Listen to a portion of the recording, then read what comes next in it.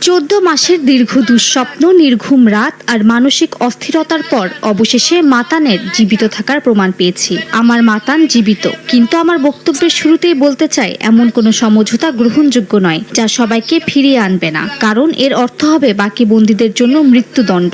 Netanyahu, যুদ্ধ বন্ধ করুন, সবাইকে ফিরিয়ে আনুন।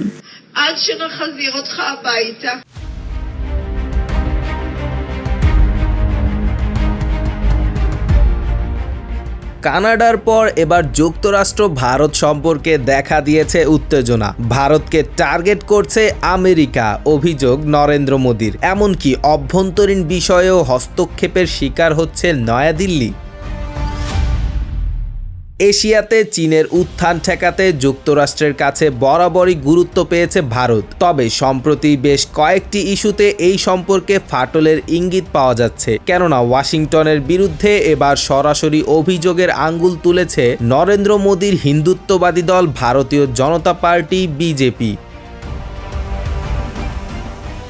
অনুসন্ধানী সংস্থা ও বিরোধী দলীয় নেতা রাহুল গান্ধীর সঙ্গে একজোট হয়ে যুক্তরাষ্ট্রের স্টেট ডিপার্টমেন্ট এবং ডিপ স্টেট উপাদানগুলো ভারতকে অস্থিতিশীল করার চেষ্টা করছে বলে অভিযোগ করেছে বিজেপি।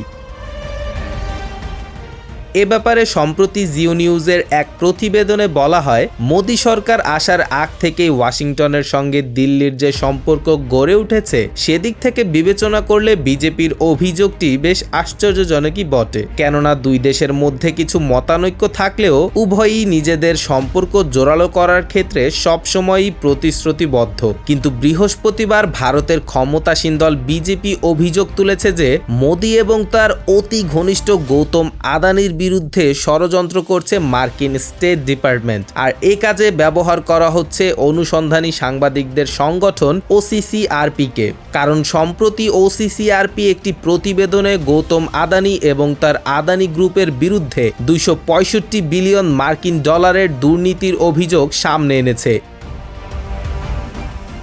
এর আগে OCCRP আরও দাবি করেছিল, রাষ্ট্রীয় মদদে ভারতীয় হ্যাকাররা ইসরায়েলি পেগাসাস স্পাইওয়ার ব্যবহার করে সরকার বিরোধীদের টার্গেট করছে। যদিও এসব অভিযোগ নাকচ করেছে বিজেপি সরকার। বিজেপির দাবি, কংগ্রেস নেতা রাহুল গান্ধী মূলত এই প্রতিবেদনগুলোকে মোদী সরকারের বিরুদ্ধে রাজনৈতিক অস্ত্র হিসেবে ব্যবহার করছে, আর উদ্দেশ্য প্রণোদিতভাবেই কেবল এসব প্রতিবেদন মোদী এবং আদানি গ্রুপকেই নিশানা বানাচ্ছে। অবশ্য এটাই প্রথম নয়। এর আগেও মোদীর সমালোচনার জবাবে রাহুল গান্ধী, OCCRP এবং যুক্তরাষ্ট্রের 92 বছর বয়সী বিলিয়নিয়ার জর্জ সোরোসকে দায়ী করেছিল বিজেপি।